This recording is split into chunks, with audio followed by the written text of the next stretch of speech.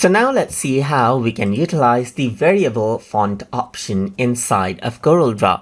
So to do that, I'm going to go ahead and bring in a text box right here, and I'm going to go around and say like this is a sample sentence right here, just like this. So once I go ahead and do that, I can go around and let's say, for example, change out the font size right here.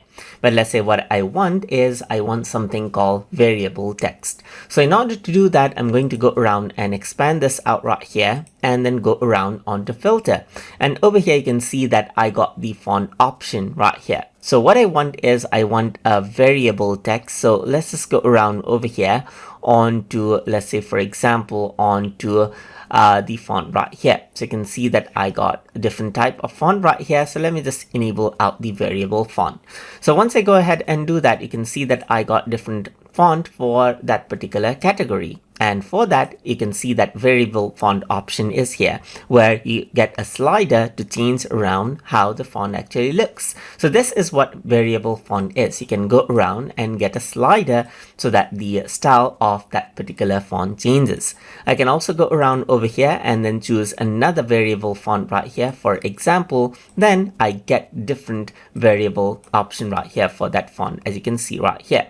So the parameters you get for the variable font is actually different as per the font. So you can see that you can change around the width for this font and the weight for this font, as you can see right here.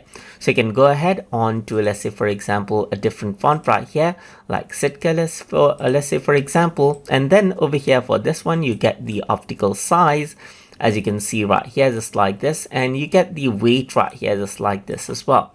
If I were to go around over here onto Sego UI variable right here, then you get different options for this right here, as you can see. And some font parameters may be really big as well, or some parameters may be really small. So you can see that you got the Cascadia code right here, and for that you only have the weight right here, just like this. And that is how you can utilize the variable font option inside of Corel Draw.